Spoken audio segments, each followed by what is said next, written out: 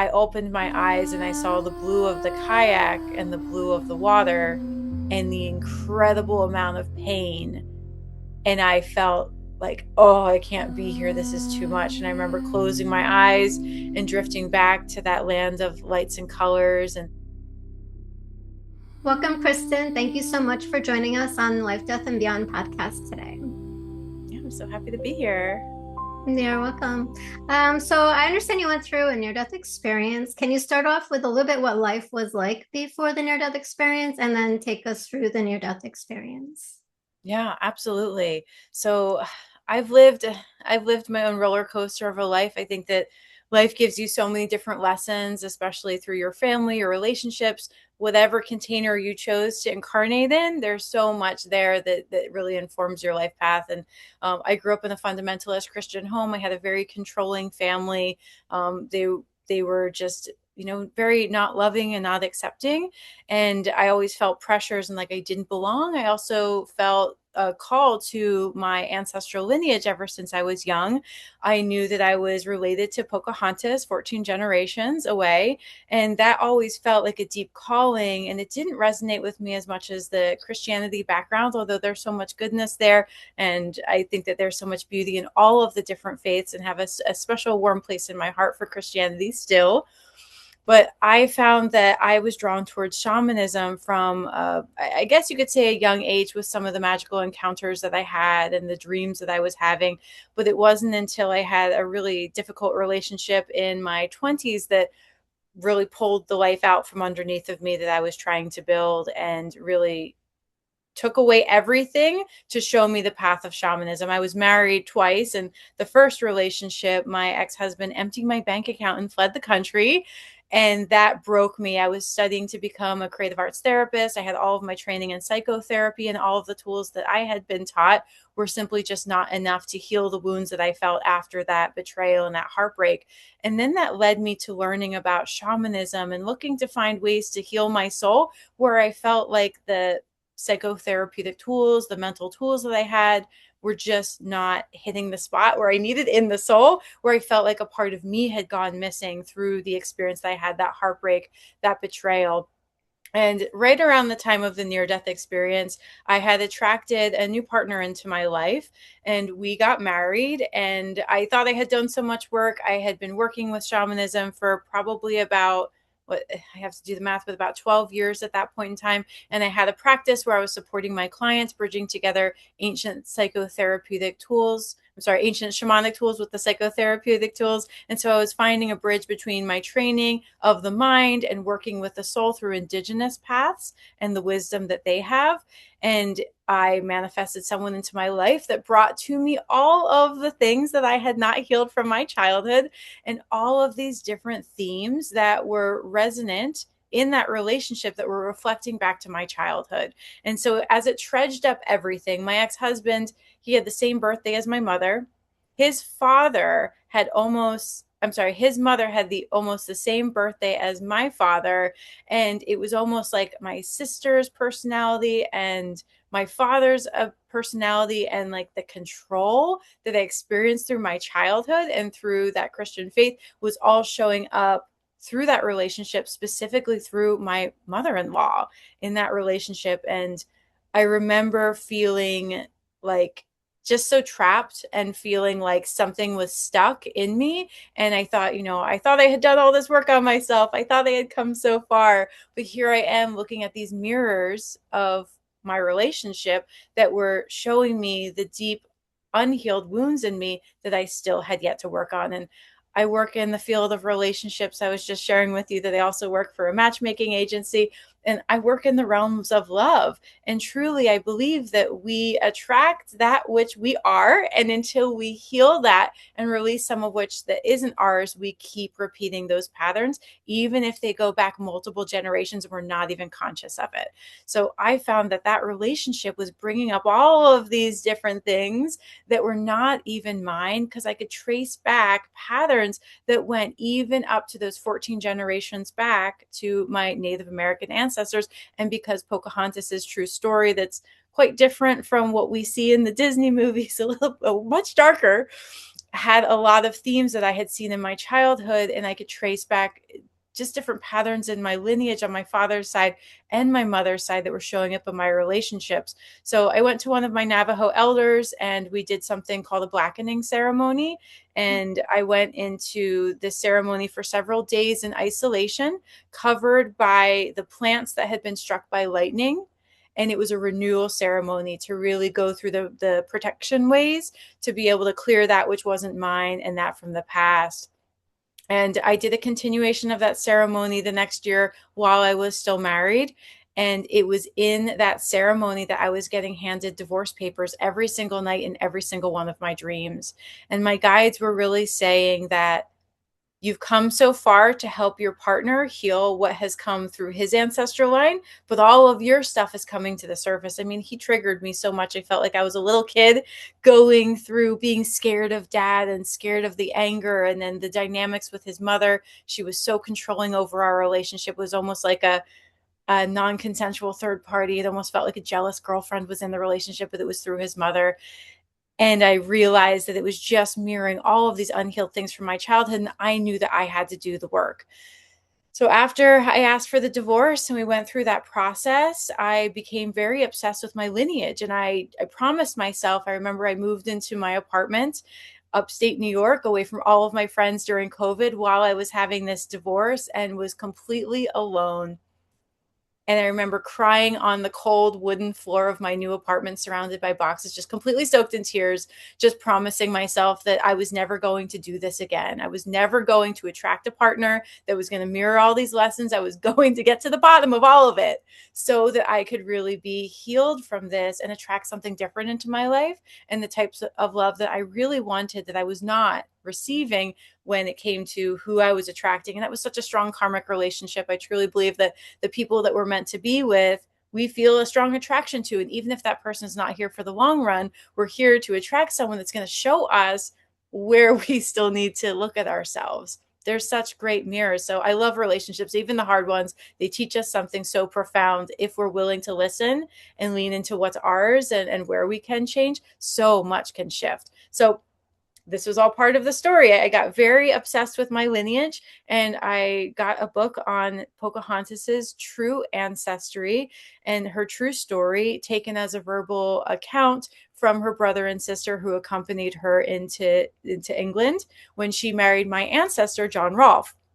And she got murdered on the way back to see her father. And it was just this very dark story. And as I was reading this book, I was just feeling this visceral pain in my body and feeling like I'm carrying this in me. And I just had this intuitive notion. It was so loud and so clear. You have to go to your ancestral waterways to kayak. Well, I love kayaking. So, spirit doesn't have to twist my arm on that one. And I had met someone new at the time, and we were friends at the time, and I asked him, hey, do you want to go on this ancestral pilgrimage with me? He loved fishing, I loved kayaking, we had our boats, so we went to the ancestral waterways where the Powhatan people would have lived in the colonial West Virginia area, in the Chesapeake Bay area of Virginia. And I had several days of just prayers and drumming, and I honestly didn't know what I was supposed to do there except for show up and drum and say some prayers and just connect in. I didn't think anything profound was going to happen, but it did. And it wasn't exactly what I expected. So on the fifth day, being out on these waterways that my ancestors would have been, there was a specific river that I felt very called to go to. We had a couple different choices. It was the last day of the trip, and they pointed to the map, and we're going here. And it was the Mattapony River. And we got out onto the river, and something started to feel strange. Like I was having this telepathic communication with a fish that he caught, and I was feeling it gasp for air and feeling almost like I was dying. And then I had a sudden rupture inside my body. An ovarian cyst ruptured, but I didn't know that at the time. I didn't know I had any cysts. I just felt something explode inside of me. It's almost like the sensation of someone took a water balloon and threw it and it exploded inside your body. I felt the liquid just disperse, and I felt incredibly lightheaded.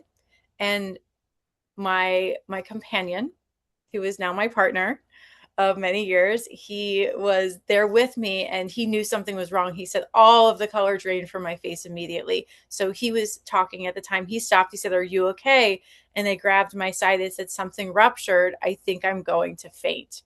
And at that point, the walls closed in. All I saw was black and just a little narrow tunnel of vision. And it went sideways into the water. And all I saw was the blue of the kayak into the blue of the water. And the only thought I had in my mind was, oh, this is how I die, because I lost complete control over my body and of holding on to consciousness. And I was just wiped out and right into the water. And that was the last thing that I saw on this plane.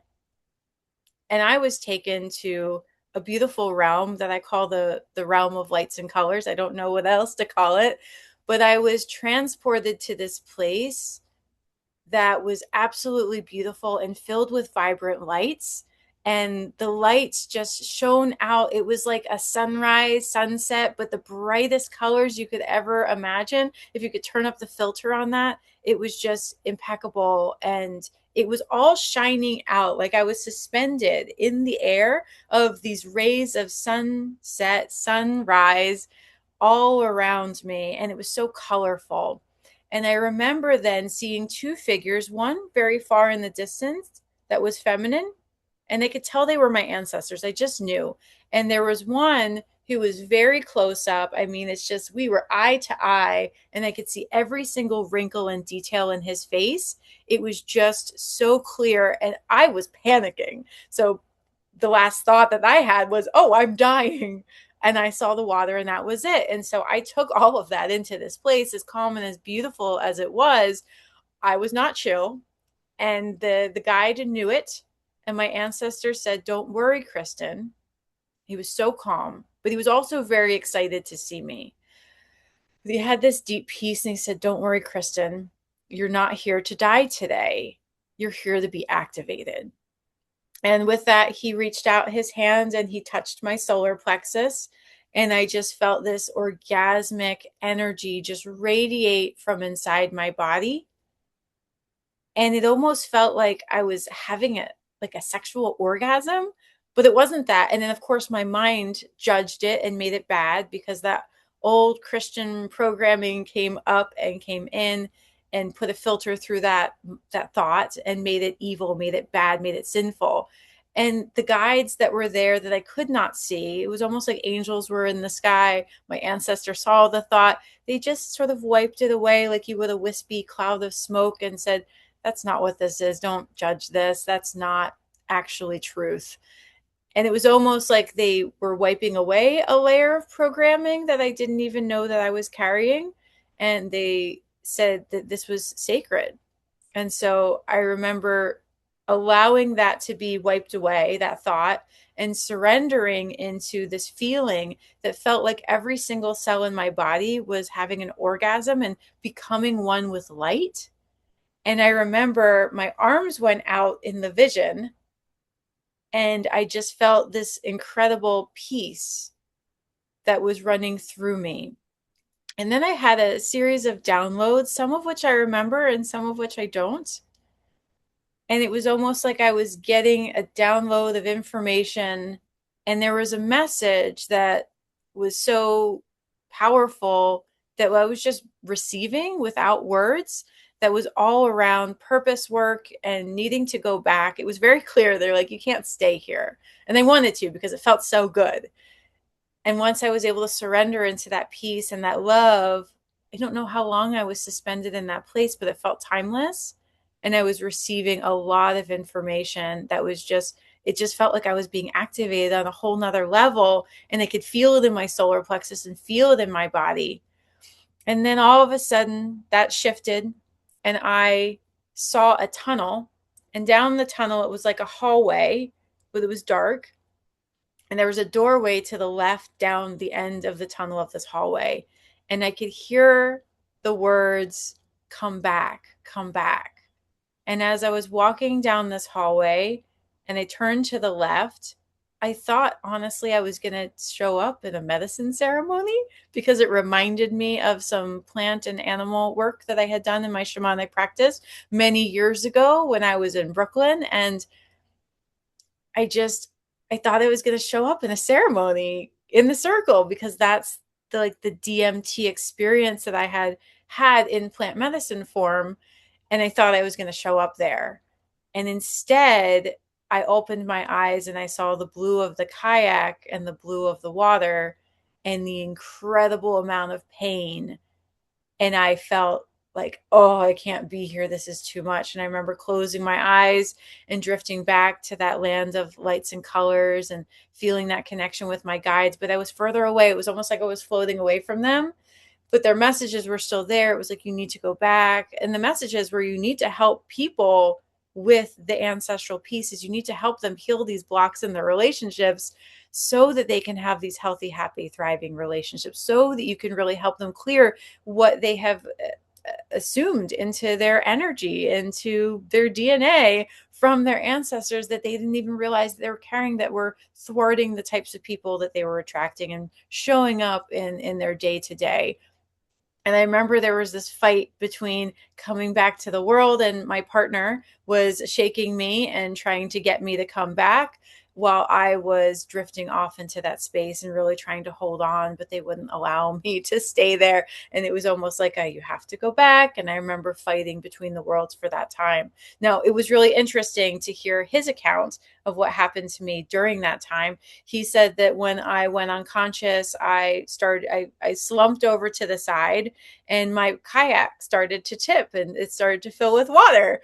And he said that he leapt out of the kayak, and he has military training. And so I'm so grateful for that.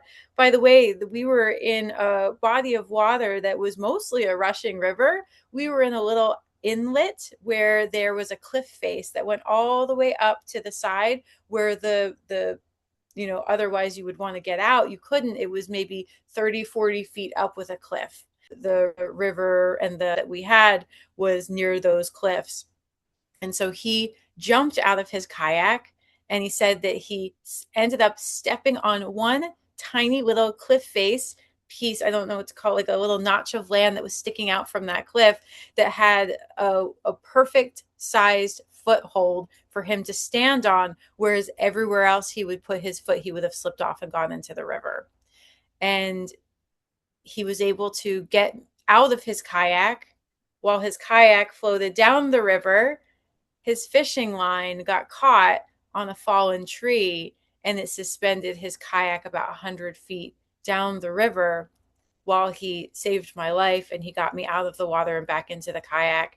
And he stood there with me on that little foothold that he had, that he said, I can't believe it was even there to support him in that moment as he started to check my vitals. And he said that there was a moment when he thought I was having a seizure, but then for days he kept being like, but seizures don't do that. That's not what seizures look like. But he said he thought I had a seizure because there was one moment in that experience where my arms went out. And that was the moment I was being activated, because I remember that I had that feeling. He said my arms went out and there was this experience that happened, that he was confused. He didn't quite know how to handle it. And he said that he thought I was clinically dead for a couple minutes before that happened, and that he was checking my pulse and checking my vitals. And he was quite concerned for some period of time. And he just locked into that military, go in there and save your comrades energy. And he was able to get me out of the water and back into the kayak. And when I came to, I was wet. I was very confused as to how I was so wet, but I was just in so much pain. I wanted to slip back to that place, and it was quite difficult to get us back. He had to tie a rope to the front of my kayak that we have in his kayak, because when we kayak with his son, we tug his boat along. And so he happened to have that rope that was still in his kayak even on this trip. And he ended up tugging me back because I was in so much pain that I could not row myself. I couldn't paddle. And every time I started to slip into that pain, I started to have like these near syncope episodes where I was starting to pass out and go unconscious again, in and out, that I ended up having for many, many weeks after that, that even induced a second chapter of the near death experience about 6 weeks later. And what happened was I didn't have health insurance at the time. And I told him, please do not take me to the hospital. I cannot pay for it. And just said, unless we have symptoms that look like XYZ, I need us to just monitor this closely until we can get back to our state of residence and I can see if I can get health insurance reinstated. And I remember it was about 6 weeks through that healing process that I was having moments where I would feel like I was going unconscious constantly. Every few minutes, I would start to pass out. The walls would close in on me. I would have trouble breathing, and I felt like I was lifting out of my body. And we ended up going to the hospital. I got insurance reinstated and went to go get some tests done. And the first set of tests said that everything looked fine. And they said I wouldn't let you go if I thought something was truly wrong. And I remember at that point, it was many weeks later, and I had not been feeling well. And we had the kayaks on top of the car. And since I got the clearance, I said, well, let's go back into the kayaks. Let's go have an adventure. And we were at a hospital that was further north than where we are. And there's beautiful lakes and beautiful rivers and creeks around. So it was a new area and we wanted to explore. And so when we went out onto this meandering stream, we went out quite some distance.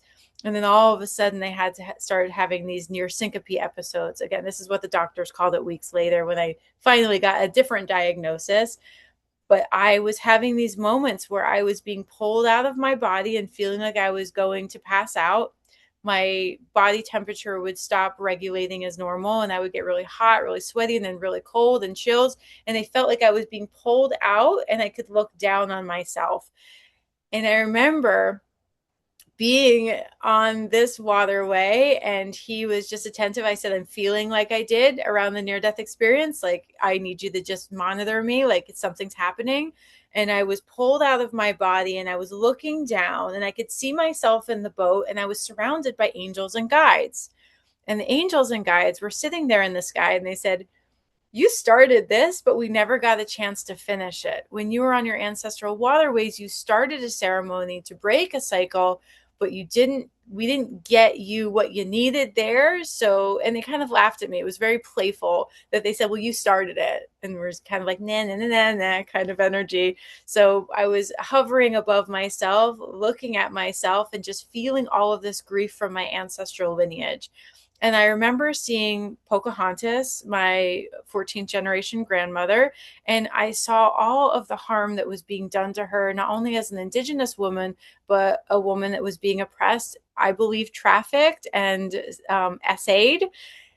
And I remember seeing the men that had harmed her, including my ancestor. And I could see his buddies that would traffic her to their different homes. When it comes to the account of her true story, when she went to England, she was taken and moved to different men's homes. And like, what can we imagine is happening there? And if I look back at some of my past and what happened when I was a child, I mean, she was a child during this time. She was young. She had a family. She had a husband. They were all tragically murdered. And there's a lot of layers there. But she was young and all of these things were happening to her. And there were layers and reflections that happened to me in my childhood of SA in the past. And I could just see so many parallels that were playing out. And I was there seeing the men that had harmed her and had abused her.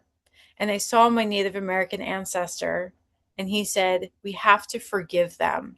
And I saw the mother of those men, and I saw them crying for the abuses that have happened to women, crying for the abuse that happened to my ancestral lineage through that ancestor. And the message was, you have to forgive them. We have to set them free.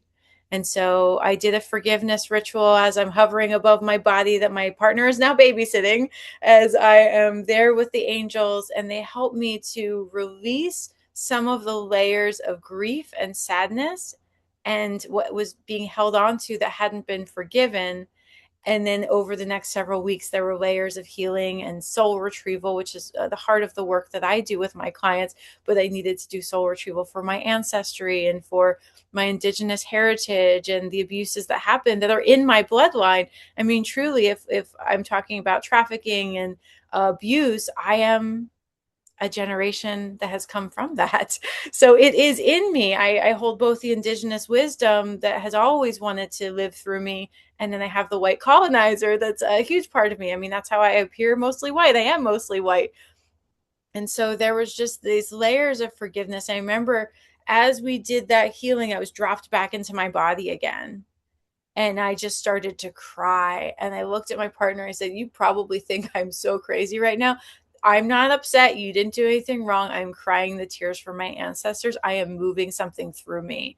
And I put my hands and my feet into the water because I felt my temperature was going all wackadoodle and I was getting hot and cold and I felt like I was going to leave my body again. In fact, I was leaving my body and hovering above it for multiple moments to do like levels of healing and releasing of that ancestral lineage wound for 6 hours on this waterway until finally my partner was like, "We have to go because it's going to get dark soon.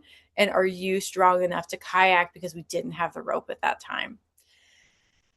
And there were all of these layers and all of these downloads that I got from my guides about why I had a period of time where I was like angry at the white man. I'm like, "But I'm white. What is this about?" And my partner, who I had married, who I had recently had the divorce from, he was not white. He was brown skinned, and his lineage, he had so many reflections from me and, from his family and mine, even though we came back from such different cultural backgrounds that were just so different, and we were still mirroring these same lessons to each other. And I remember just being so angry. I was drawn to him because I was like, I had this irrational anger against the white man. And it was just resolved in this second voyage of the near death experience, where my guide said, "We have to take you out of your body because we need you to do this healing, and it's so deep, and the clearest way that we can communicate with you is if we remove you from your body, remove you from your ego, remove you from the tethers of those connections, to see it for what it is and have a new perspective, so that we can truly heal and cut the cords and really release the grief that has been stored in my body." And I think it's interesting because the the cyst that I had was on my right side. The indigenous connection is on my right side, my father's side. If we talk about the masculine, the feminine, the sides of the body, the right side generally corresponds with the masculine and the father. And so there was just so many clues along the way, and they gave me so many downloads about why the partner that I'm with now, who was the one that saved my life, that was just so wonderful through this entire process, as we were just starting to date and just starting to get it to know each other.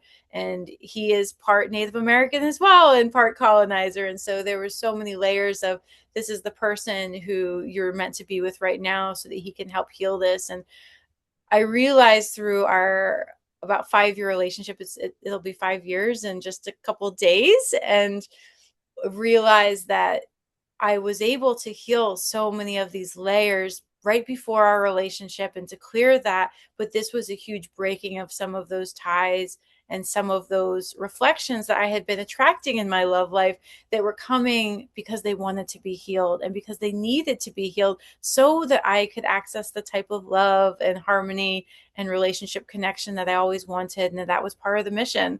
And I've had a couple moments of health scares from just weird stuff happening. By the way, I went to the doctor a couple weeks after, or I know the next day, 2 days after that next iteration of the near death experience, or whatever you want to call it, out of body experience.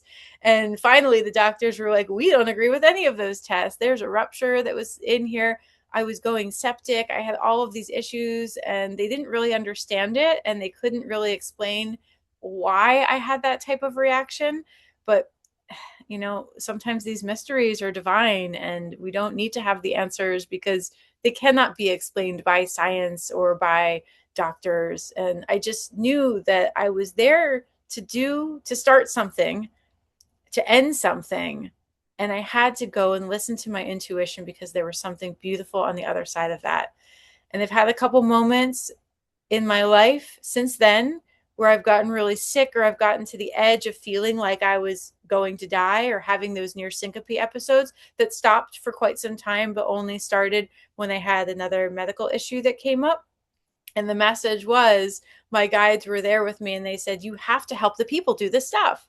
You have to help the people heal their patterns. And if you don't take action to go out there and share this message and support the people that are ready for that healing to attract something better and higher level into their life, then we are going to have to keep taking you to the edge, because you need to get the message that this is so important and that we all have something important, an important mission to fulfill. And I truly believe that spirit will do the sweet, like, whisper in our ear the first time, and then a tap on our shoulder, and then maybe it's a little bit more of a smack along the side or across the head, and then it's the 2x4 that slaps you across the face and knocks you out because you didn't get the memo, you didn't do the thing, and you need to take the action. So I've had several different waves of that, and it was all based off of that ancestral healing that my soul called me to do from that relationship that brought it all to the surface. So, Wow, that's quite a journey. Oh my gosh. And thank you for sharing that. A lot of times we get a lot of great knowledge and wisdom out of hearing people's stories and experiences, because it does help us to bring into, a lot of things that maybe we're off our path on, or it's a redirect. I think of it as that. So definitely thank you for sharing that. Um, I wanted to kind of talk a little bit about like the cycles and the patterns, because you do that, helping people, with relationships, but you also do the shamanic work, and then you have psychology, you said, that you mm-hmm. bring all together, which is really great. I did psychology counseling for people with addictions, so they had all different kinds of issues going on in their lives. And the drugs was the result, they were using for coping. So with that being said, like I was able to do some work on myself, turning in and using the Hawaiian prayer, Ho'oponopono, I believe it is. Yeah, Um, so wonderful. there's a lot of like things that I can relate to as you're talking about it. And in my own spiritual journey, I noticed the cycles in the past, the things that are going on in our relationships, and we carry that from one to the another unless we heal it. Like I noticed I had a lot of relationships, grew up with that conditioning and from my parents, and then I started living them. I had those. I'm like, why am I having these relations? I didn't understand, why am I having these type of relationships? Because it was like what I grew up in, my environment, and we get ingrained into it. And then I finally got into where I was like, okay, fine. I think I found somebody, and I married them, thinking, everything was good. But then he like started triggering me all over the place, and things were just coming up. And I was like, what is happening? And then I seen him, because he had stuff too, obviously. It's both sided, right? So I want people to know that it is both sided, right? And it was almost like he was seeing in me like his mother, which kind of grossed me out. And at that point, I was like, okay, we're done with relations, because that's kind of mentally disturbing, because to see that I reminded him of his mother, and like you can't be intimate with that after that point. So that kind of started bringing things to an end. And I woke up and I was like, I don't even know who this person is that's laying next to me. It was like I had an amnesia from my life that I was living. Like I was waking up out of it. It's almost like this weird situation that we're living in, like an illusion. Can you talk a little bit about like what that might be about? Yeah, well, everyone I work with, we all have these imprints that we carry, whether it's ancestral or whether it's how we were raised, that nature and that nurture, they both come into play here. But our childhood attachment styles and wounds, how we saw our parents love each other, how they loved us, especially during the first crucial years of our life, and where we are attached and dependent on mom and dad to support us and to feed us and to keep us safe, all of that gets imprinted. So you're not alone, Laura. You're not the only person that I've chatted with. I mean, I remember having a client and she came to me and she was just like, I'm giving up on relationships. I married a narcissist. It's all of the abuse from my childhood. And once people start to lay out the mirrors, it becomes uncanny. We marry our parents or some unbeknownst information that was transferred through our DNA, even if it was in a deeper story further back, but we carry all of that in us and we keep working through it unconsciously. But if we put that conscious lens to see, is this mine? Do I want to carry this? How far back does this go? And what is it teaching me? I think that's the most important thing. We can go through life and then blame everybody else and say, guys are like this or women are like that. I work for a matchmaking agency. I had someone like that this morning, and he was like, I'm told that all guys are like this, all guys are like that, and women hate men. I was like, well, it's all based on everybody's perspective and what they've been through. And if we just blame it on everyone else and say, that guy and this guy, all guys are like this, or women or whoever you're attracted to, then we're part of this staying numb and staying in that dream, in that fog, and not really waking up to, this person is in our life to reveal to us that there's something that needs healing. In fact, we become magnetic to the types of people that are going to trudge up all of our shit and trigger us so that we have an opportunity to work on it. Because here's the thing, love is so intoxicating that's the one of the only, I truly think it's the only thing that is going to lure us into doing the deeper work. Because if there's not that strong attraction or connection or bond that you have with someone, then how else are you going to do that work? Most people aren't running to a therapist's office because they just want to become better versions. They're becoming because something hurts inside, or there's a pattern that's just exhausting them to the core and they just can't take it anymore. And we need to go through those experiences with our partners who are a reflection of where we are and what we still have in our energetic field, whether we're conscious of it or not, so that they can be teachers to help us and to reveal to us what it is that we need and to heal from. And that was a difficult relationship lesson that I learned in my first marriage, since I've been married twice. First one was to someone I met, oddly enough, in Colonial, West Virginia, around the corner from where I had this near-death experience. So imagine that we had a timeshare that we couldn't get rid of, and my parents always took us on vacation to Colonial Williamsburg. We were part of a church that did colonial reenactments, and so it was really a big part of our research so that we could accurately represent the colonialism and the costumes of the time and the way of life. And my parents were very much into this. I swear they had a past life that they were there. So it was a big part of their expression and being. And I remember my sister and I were like, just drop us off at the amusement park. We don't want to go to the colonial village anymore. And that's where I was so magnetically drawn to this person. I saw him across the room. It was so hot out. We're like, let's go into somewhere that's air conditioned and see a performance. And it was like Irish step dancing. And I saw this boy. I was 17 years old, by the way. I was 16 or 17. And I saw this boy across the room, and I was like, that boy. And I was so shy and awkward as a kid and as a teenager. So that wasn't really me. I was also like saving myself for marriage. And was like, like really goody two shoes and very Christian. But like I saw this guy, and I was just this magnetic, like a line of fate was pulling us to each other. And I would like grab my sister, and I was like, we have to sit over here where the boys sat. So I went and I sat next to him and tried to find some stupid thing to talk about, which was if I could use the footrest that he had, because I didn't have one. And then I realized he had a Scottish accent. He was real, and they became even more cute. And my sister's poking at me like, oh, cute boy, got even cuter. And we ended up spending all this time together on that day trip and on that vacation, because he was visiting from Scotland. He was visiting family, and we were visiting. And so we combined our vacations and spent all of this time with this young man. And it was just this intoxicating connection that we had for many years. We were pen pals, and he convinced me to let him visit while I was in graduate school studying as a creative arts therapist and in my psychotherapeutic training. And that's when he convinced me that we should have a long-term relationship that led to marriage. And that person lied to me for 8 years while we were pen pals, because we were long distance. He could make up, fabricate stories about a million things that weren't true. And we were long distance for so much time. I realized that everything he told me was a lie. We ended up getting married, and he pursued me quite heavily.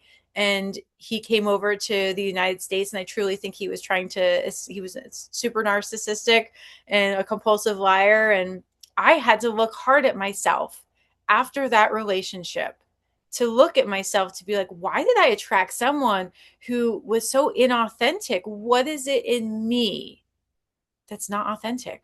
What is this here? And first of all, we had a couple past lives together, and I uncover past lives for my clients all the time, especially when they have a really intense connection with someone that usually goes back to a past life. There's so many layers when we attract someone. And I had past life connections with him that were quite intense. And I had to look at myself and this karmic connection, because this was my awakening. This was my first awakening. This is what led me to shamanism and my sacred path. I was so brainwashed by religion and brainwashed by what I thought I should be doing and who I thought I was supposed to be on paper, that I would have pursued this life and kept the blinders on had this person not ripped out the rug from underneath of me and collapsed my entire life so I had nothing and had to start over. And looking at myself, the reflection that I saw of where am I being inauthentic, where am I a compulsive liar, was that I saw a traumatic thing happen when I was a kid. My parents found my sister had had premarital sex and burned all of her stuff in the fireplace that connected to her partner, and just completely just came in and intercepted into her life, grounded her forever, kept her out of prom that she planned because she was on student council, and they forbid her to see this partner.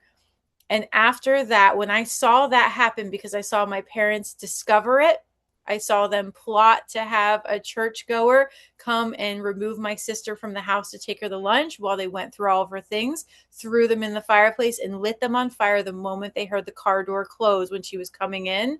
And it broke her spirit in such a strong way, where my sister was this wild stallion who could not be tamed. And it just broke her into this robot that wanted to do whatever my dad would say. And it was almost like her spirit just left her body. And who she used to be, who I admired and looked up to, was fragmented and gone. And that was the moment I saw the first soul loss happen, where if something traumatic happens, part of our soul says, this is horrible, and leaves. And in shamanism, in the ancient times, we would go and find the piece of that soul that would disconnect or fragment. But in this day and age, we go for the rest of our lives sometimes without finding the fragmented pieces and bringing them back, that bring the tools and bring the life light and the vibrancy and that the energy that we lose through toxic relationships, or we lose through a traumatic happening or an accident that's even physical. You can lose it during a car accident. There's so many different ways that my clients lose and fragment pieces, but seeing that fragmented piece of my sister, I shut down who I was. I became a liar to survive through this controlling atmosphere of my childhood, because I thought if I ever do something bad, then my parents are going to destroy my life and I'm going to break. And I didn't want that. So at that point in time, I stopped being authentic. I didn't tell the truth to them. I didn't want them to know who I was. I went through all the motions to be a good Christian girl. Honestly, I still was. But inside, I was planning, how do I get out of this abusive situation? How do I mask to survive? And I attracted someone who masked to survive in his own way. And so, even if it's hard to have an abusive partner or to have something that's ugly to look at as a mirror, we have to be honest with ourselves that we attract these things as teachers in our life so that we can learn and grow, because we're on the planet of learning and growing, whether we like it or not. This is like the densest place that we could incarnate. We're here to learn important lessons. And if we close ourselves off to learning those experiences through relationships, then we close ourselves off to the next level of growth that wants to come to us. And that's why so much of my mission is, if we can do the work on all those things without having to attract someone to trigger all of it, then we actually get to access a higher level of experience, of love, of union. Because if we clear out all the work before we have someone to do it face to face and play that tango and get triggered and have all of those patterns come up, it can be really hard to deal with in the moment. Some of us are unwilling to work on it. And sometimes the triggered moments trigger something so painful for us that we shut down again. We dissociate. That's what was happening in my relationship. I had to leave it. My second marriage was triggering me so much. I remember there was a moment that my partner got so angry, and he would just get like angry and frustrated. It would remind me of my dad, who got angry and frustrated. And I remember like I cowered under my like laundry rack and was like crying under it. He could see me through it. It was so weird, but like I just sat there and cried and completely unraveled and dissociated. And I was standing next to my body looking at myself. And I'm like, I'm a 7-year old that's terrified of my father right now. I cannot access my body. Like, this is not the way to live. And what is being triggered is really what I need to heal. And as much work as we tried to do together, and I tried. Divorce papers were being handed to me every night because sometimes we can't heal inside of those relationships. We can grow as much as we can to the level that that person can meet us and grow. Because if they don't want to grow with us, then we get stunted. So if we really want to heal ourselves, we either need that partner who's willing to grow with us, and they do exist, 100%. And sometimes we grow the certain increments until we graduate to the next level where we need a new partner or a new experience to heal the rest of the way. Or we really focus on doing that healing within ourselves, identify what our past relationships and experiences, even, your dynamics with your boss. It could be so many different ways that we have relationships in the world that educate and mirror back to us what we need to heal. And if we can really work on all of those pieces without having to be triggered in relationship, then we get to the next level of healing so that we do attract someone who doesn't carry those same signatures because we've graduated from them and we've healed them. And so I'm a big proponent, and I don't believe in one soulmate. I believe we have many, and they come to us at different times in our life to give us the option to grow or to trigger something where we need to grow. Whether they're going to grow with us or not, that's up to us. I even had a partner of many years, and I swear he came to me to bring me mom healing. He was almost like my mother, but like not my mother. It was very strange. And we didn't have, just like you, it's like once you have like a mother or father dynamic with your partner, you're just like, it becomes very unsexy. And you can't stay there that long after that. When there's a realization, you're like, ooh, am I healing my mom or dad thing? Or is like, do I really love and want to grow with this person if I can't stop thinking about like his mom or like their mom or my mom? And so in this case, we grew so much, and then the attraction was leaving, and he wouldn't grow past a certain point. And years later, because we're still friends and colleagues, he's also a very talented healer. And, I'll praise his work because he does great work with folks. He came back to me years later and he apologized, and he said, you know what? You triggered me so much, and I had options to grow with you, and you showed me where I needed to grow. And I became stubborn and I refused, and I lost out on the opportunity not only to grow in those chapters with you, but I lost you because of it. And I'll regret that every day. And that was a really nice compliment to get. But not everyone can give us those reflections and give us those compliments, but everyone is here to teach us something. And it's Mhm. up to us to take ownership for what of that is ours, because it's here as a support system to help us. And so, I just went on Yeah. my rant about that, but Oh, that's okay. Yeah, and I think it's really important because a lot of people don't realize that they're having these recurrent cycles and patterns, and maybe why they are not successful in relationships and trying to find that person that they can just be with, right? Because we're playing out all these past experiences that was never healed and taken care of. So, yeah, and then after that, it just kind of went into like we got divorced, and then I found out through the child that we had. It was like he was just continuously replaying out the same thing. Like he took the he married another person in the same way. He took them on the same honeymoon, and then that was what his parents did. And it's just these cycles that just keep going on, and it's like, what is happening here? So I that was part of my learning process. And then I actually got another, I call him like he was probably like a soulmate because we had that experience. But a lot of us don't really get to see like, oh, they have cycles, I have cycles, and they just go from one person to another doing the same thing. I don't know why they're cheating on me. They keep cheating on me. This person, that person, and you just go in and out of relationships without it ever being on, resolved. So I think it's really important what you're doing and the information that you're getting out there. When it comes to me and my clients, I also do have some of those, but not as much as when I was in counseling. But I want to kind of pivot a little bit into Pocahontas. Like, how did you find out that Pocahontas was like an ancestor? Because basically, when I think of Pocahontas, I think of the cartoon Pocahontas. You know what I mean? We don't really know a lot about, unless you do the research, about the experiences that she went through. which is horrendous. And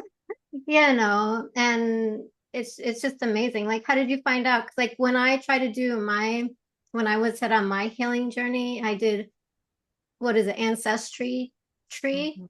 and trying to find my history and go through that and start clearing some of that karmic out. But I had a lot in my childhood where Native Americans would present itself through a child in my school. And then I just had this energy and vibration about healing, Native American shaman. Um, but when I did my ancestry tree, nothing came back about Native American shaman. Like, how did you end up learning about your connection there with her? Yeah, well, something interesting that probably is a reflection for you here is that we can only trace back so many generations. And a lot of those generations, I mean, so I work with one of my Native American healers and mentors, and he is also of the Algonquin speaking people. And so we have a deep connection. And he looks, I mean, so I have one of my ancestors here. She's 7 generations between me and Pocahontas. So this picture was hanging in my hallway. This is a replication of it where I did a like a Xerox of it in the middle of the night when I had this intuition that my family was going to kick me out, which they did. I've been estranged from them for 14 years at this point. And I just had a feeling like, and I just always, as a little kid, I saw this picture in my hallway and just felt connected to her. And I was like, who's the Indian lady? Who's the Indian lady? Why is she wearing that? Because she's wearing, it's hard to see from over there, but she has like, like a tight, ruffly top and she's wearing like, like Englishman garb and it just didn't quite fit. But I remember seeing that in my hallway where we had all of the pictures of our ancestors down this hallway. Now I'm thinking about going down the hallway of my childhood home versus going down the hallway of my past life experience or my near death experience.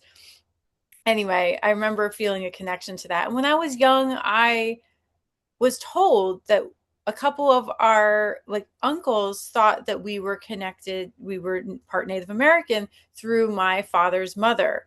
And it was a little bit of a theory for quite some time. And then I remember years ago when I was a kid, we got this family chest and we were getting it appraised because my parents were so into antiquing and antiques. The whole house was filled with antiques. Everything was uncomfortable and cold and old. And we got this heirloom piece, and in it was or came with it was a family tree and Pocahontas was on it. And so I remember my uncle and my father like obsessing over this, like, we knew this, we knew it, we always knew this. And so just tracing back the lineage from that and then what we already believed, but that's 14 generations back. Whereas a lot of these DNA tests only go as far as 10, 12. And Hmm, that's what my Algonquin elder told me is like, you can't even test for it. Even if you were, you're not of the generation that can physically trace it through a blood work test. So makes sense. sometimes it's an intuition. I have a lot of clients who Native Americans come to them. I have one client in particular that's coming to mind right now. And when I do work for her, I see her past life family where she was Native American and they come and they're like, we're her true family. She doesn't have that experience in this lifetime because she came to learn different lessons, but we are her family. And anytime she wants healing, let her know that she can come back to us. And through all of our series of sessions together, we kept going back to them, coaching her through a lot of what we were working on and being supportive and the conduits for many of the parts of healing for her. So there's so many ways that we can feel connected, and it's also the medicine of this land, of the Americas, specifically North America and the North American connection that we have to the indigenous. Looking at my partner and the different versions of Native American that he has in his blood, and he's a mixture of those as well to the region that I live in now, although I'm from a different region.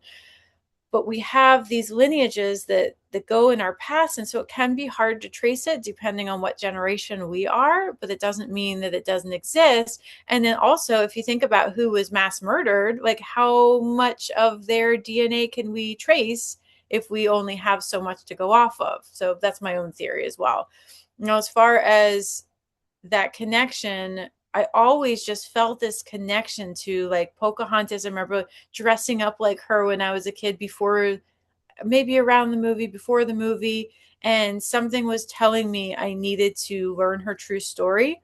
I wish I had the book. It's behind me on that bookshelf. I can give you the name of the book and share that in the links for your folks. But it is a book that I found about her true ancestry, and I went on a deep dive. As soon as I was out of that relationship, I was like, I can't do this again. And everything that came through that partnership, I just became obsessed with, I have to break these cycles. And whatever this came from, this was so painful. I'm not doing this again. And that's when I just kept getting these intuitions of like, look at your ancestral line. You know that you're related to Pocahontas, so you can trace 14 generations back, at least in that direction. So go for it and check it out. And so it was when I was reading her book that was it was an oral account that was, because they didn't write, they would pass down the oral legacies and stories, and it was written down within the last 20 years, I think. And it was what they had passed down of her story. And her brother and sister, since she was royalty, she was a princess, she she was trying to be the peacemaker, and I can resonate with that. I got so much Libra in my chart. I am the peacemaker, but she was the peacemaker between the white colonizers that were coming over and her, and the Native Americans. And her father was the chief Powhatan, which I had been connecting with. I didn't even realize it until I think I was doing another podcast, and I had the conversation about, who was your first spirit guide, and it was this guy named Chief. And then when I went to my near death experience, I was like, that's Chief Powhatan with his Pocahontas, his father. And so I started to put together all of these connections that I have been connecting with my ancestral lineage for many, many years, over a decade. And they were helping me in my healing sessions, but we still had healing to do. There were still more layers to do that healing. And it wasn't until I read her true account and read about like the horrors that happened, I was able to look at even 14 generations. I see waves of that in my life. I see stories that I can trace back to my father and his upbringing. And there was just so many parallels that I was like, okay, if I can trace this far back and I can go and try to break these cycles, then I have to, because who else is doing it? If all of my family are fundamentalist Christians and they don't want to look at the ancient ways, and I'm the one bridging together these ancient shamanic tools because that just feels like my path and where I've been meant to learn and to grow, then I have the tools to do this work. And it's been so interesting because I was told that there's 3,000 descendants of Pocahontas at this point. So there's many of us out there. And I have a lot of people who reach out to me and they're like, I just discovered I was related to Pocahontas too. And so I feel like I'm finding family all across the world who are feeling these connections and are ready for this release of these ancestral patterns. And I will never fully know how much that ripples out to others, but I know how it rippled out for me and the type of person that I attracted. And I'm happy to say that I'm not seeing those same patterns to the same degree. There's always like little hints of this or that. Like, for example, my ex-husband had a tattoo of Betty Boop that represented his mother. And when I met my partner, I laughed the first time he came into my apartment and he wasn't wearing a long sleeve shirt. And I was like, what's on your arm? And he like turned his arm and it was a tattoo with Betty Boop that says mom on it. I literally fell to the ground, like laugh crying. And I was like, get out of here. I can't even handle this because, there's reflections there, but I see it as we're on a spiral, and it can feel oftentimes, if we don't break the cycle, we're in a loop. But as we grow, there will be new cycles. And from one perspective, it looks like you're going around, but it's getting better every time. Or you can see it as a spiral of growth where the patterns that you're coming from might show themselves in little tiny ways. Like, for example, my partner, he was married before, and his ex-wife has a similar birthday to my father and my ex-mother-in-law. So it's like I keep manifesting these people who have another perspective of these types of folks and the energy that they bring. When people have similar birthdays, they sometimes carry a similar energy signature and character. It's just, I've seen it as a mirror because I love astrology, and it really does influence and impact us. And I saw those layers, and it just gives me more opportunities to heal. And I'm so happy that I have someone that continues to grow and to heal with me. And so I believe that we're always going to have those reminders to show us how far we have come, first of all, to give us those moments of maybe some brownie points or a pat on the back or an illumination of it's not just an arduous life. We do grow and we do heal, but also to show us where maybe there's a hint that we still need to heal, or maybe there's something there. But all of the really bad, painful patterns I haven't manifested. So it's been really nice to have a break from that. And That's good. it's it shows you that you can heal these things. Yeah. Absolutely. I think that we're all meant to. So we can have that type of love in life that we want. Definitely. Yeah. And then I think it was probably about 2 years ago, I said, okay, I'm not wanting to get in a relationship, but bring me somebody so that reflects back to me where I am. Right. And so And we how were did that just, I just kept friends. I didn't get into, and then they still showed me things that I still need to work on. Like my father was in the service, he was in the service. So I seen the reflections of what's happening, but at the same time maintaining the friend space. I was able to see, okay, what do I need to work on, what's he's bringing in to trigger me and relate to, as that energy and vibration that I'm still in.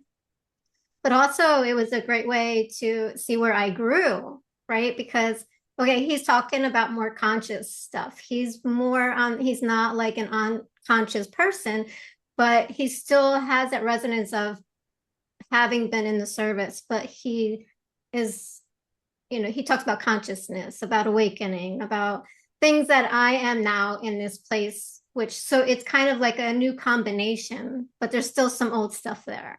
But if I wanted to go into that relationship, then I can, go into it through choice and start working on it. And I love that because you can use that. Just say, okay, bring the next person to me, right? Like when you want to like see where you are.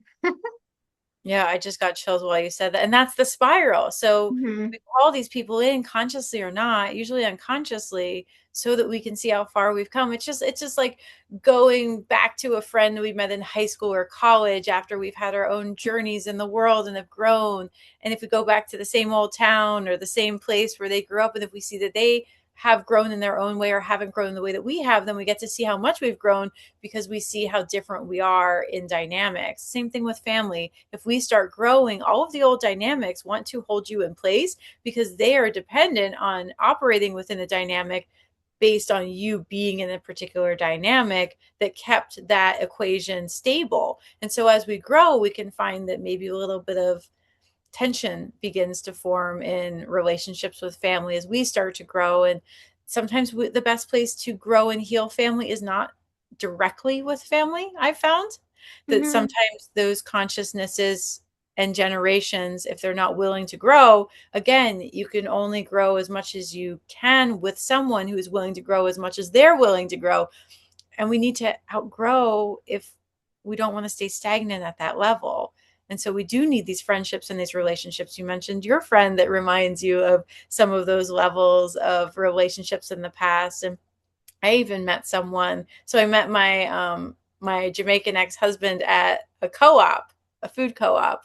And like same thing, like my first ex-husband, like saw him and just like a spark of like, ooh, like this person. And then I ran away from him for 2.5 years. Like I never had an encounter with him besides like I just felt something so intense every time I saw him, and I would like run behind an aisle and be really shy and awkward.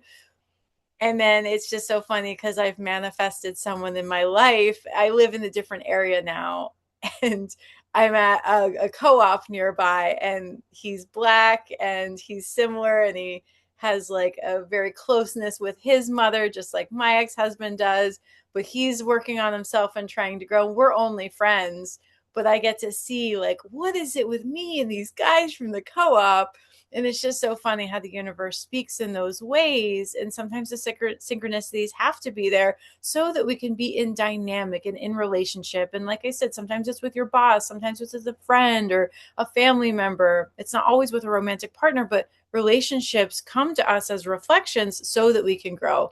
And there's something I want to say that feels unrelated, but my guides have been like poking at it and showing me. So I don't know who needs to hear this.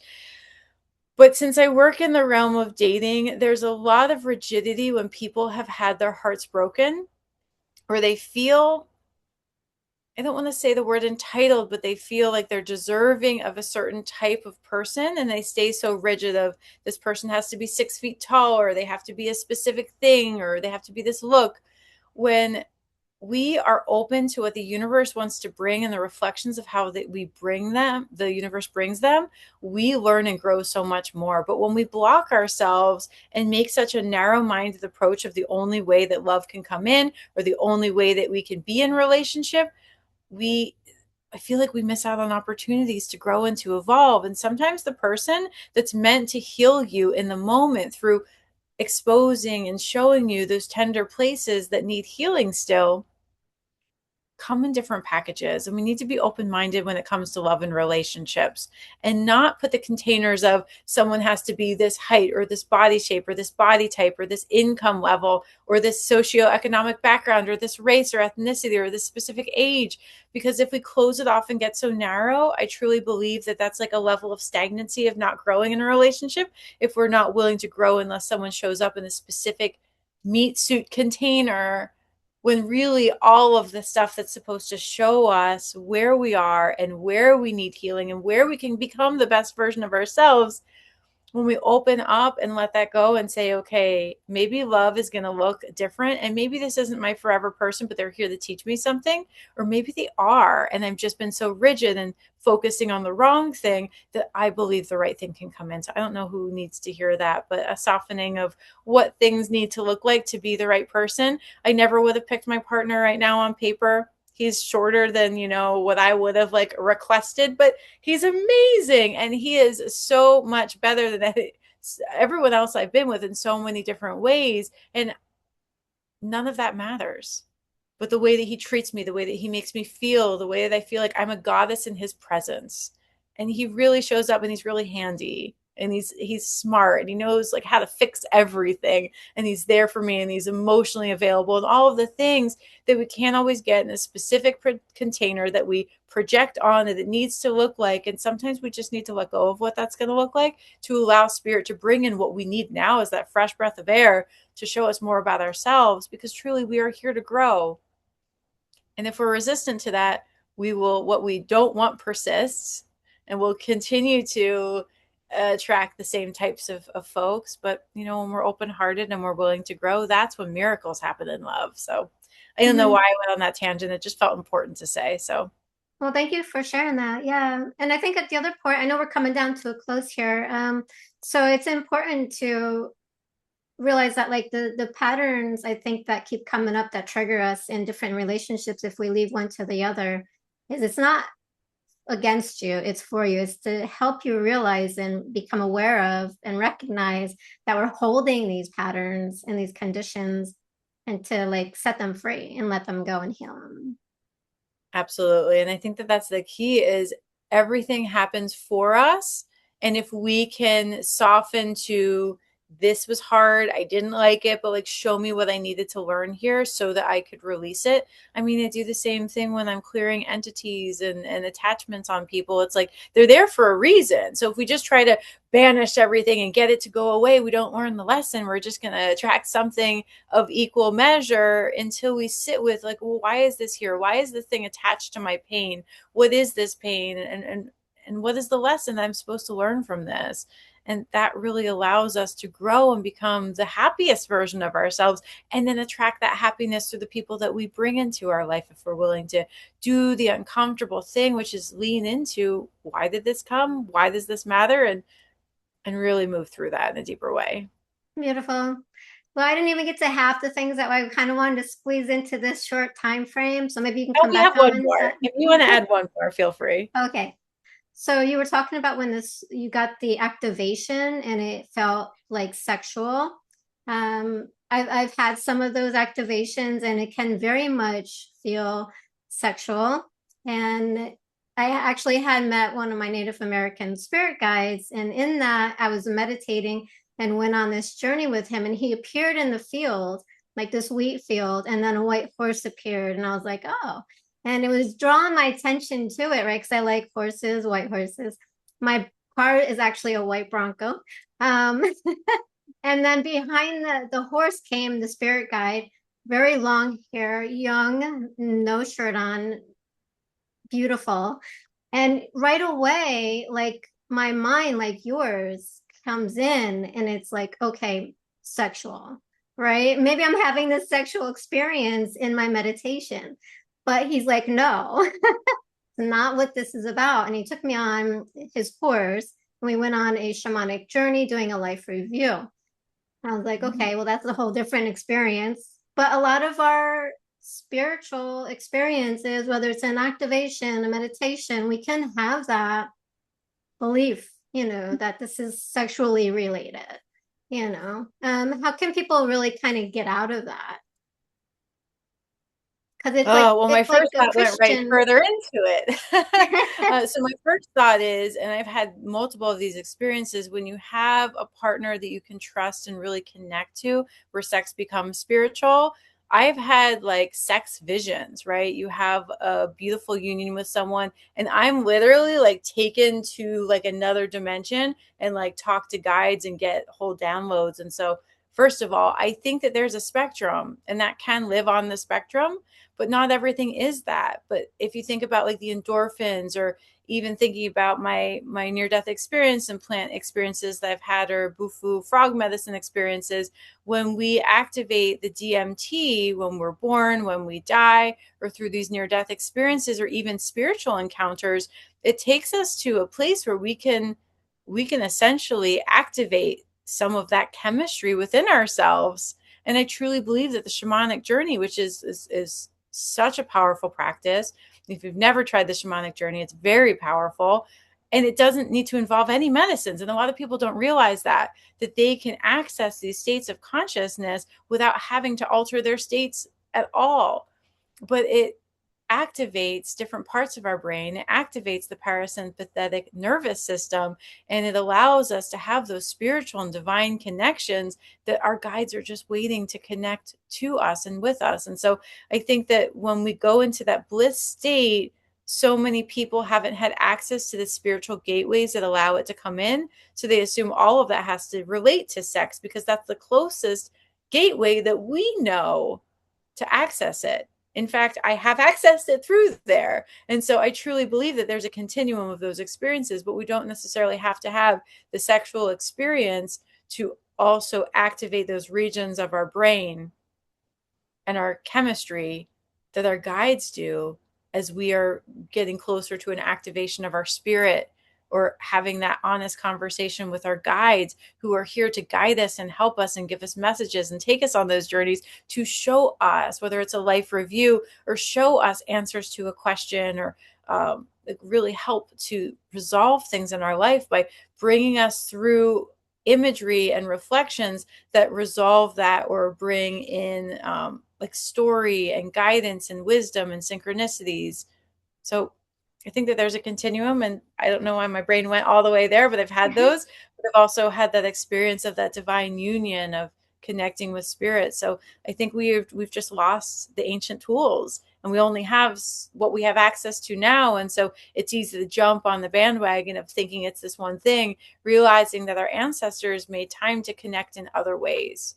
Same thing. I had an ayahuasca experience where I had my kundalini rise, and I was obsessed about learning about kundalini for the weeks up leading.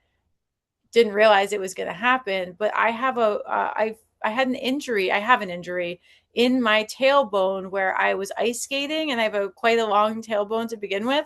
And I went ice skating, and I fell back on the blade, and it crunched my last several vertebrae up into my body. And I had trouble sitting for years. I was always in a lot of pain. And I remember sitting in a medicine ceremony, and literally that point of pain was so uncomfortable. I was sitting on a cold, flat, hard floor with not a lot of cushion. And literally, through that pain of my tailbone, during that, it burst into light, and I had a whole Kundalini awakening where it became incredibly orgasmic, literally from that point of pain that was then being activated. And I felt like I could have touched people and just conducted electricity. It was that much electric energy, similar to what I felt in my near death experience, of that activation, that life force energy moving through. And spirit force, I think, is stronger than life force. I feel that the spirit is what illuminates the body. You see the folks who have the choice to die, whether they're really sick or they're in an accident. And if your spirit is strong enough, you can continue. And there's also divine timing, and we're not always meant to be here forever. But if our spirit is strong, people who are fighting deadly diseases can make it through an experience because they hang in there. And I truly believe that it's the energy of spirit that moves through us that we have access to when we connect with the divine in these sacred ways, when we have that reconnection to our higher self that connects us with the divine. It's all part of that spectrum of that aliveness that really can move through us and get confused with orgasm, orgasmic bliss. I think that's where a lot of the fear comes in and blocks us from the experiences that we could be having because they believe it's something evil or bad or, entities, when actually it's a part of the whole process, to have these experiences of bliss, ecstasy, so definitely. Did you have anything else that you would like to add? Or where can people find you if they wanted to book a session with you? Yeah, people can find me through my website. It's theshamanatrix.com. I'm also the Shamanatrix on Instagram as well.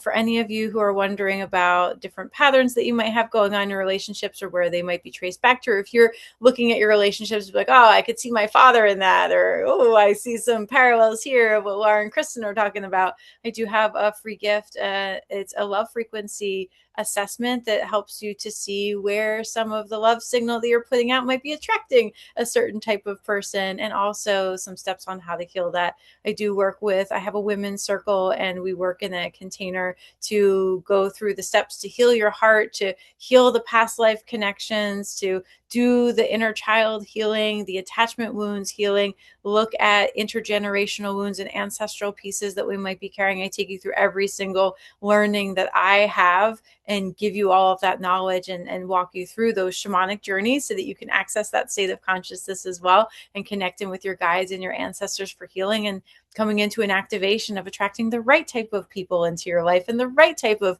experiences. And so that's all through the containers that I have. The best ways to find me are also Facebook. You can also find me on Facebook as well. And so I can share the link to that free gift there as well if folks are interested. But there are many different ways to work. And I think that's a great starting point, especially if you're curious about, well, what does my love signal put out and what is that attracting for me? And you already know to some degree what you've been attracting, but it helps to break down. And it feels good and relieving to know that it's not all your fault. And we don't have to blame it on like, what's wrong with me? Why is this? It illuminates exactly where those energy leaks are or where you are really strong. And, it might even and give back that reflection of you are in a good place to attract your partner and that you are in that divine love signal, and always ways to improve that and to grow when we're in between relationships, especially. Beautiful. Thank you so much, Kristen, for joining us and for your offerings. I think you're going to be able to help a lot of people. Yeah, thank you so much. I appreciate you, Laura, and I appreciate You're everyone welcome. here. Blessings.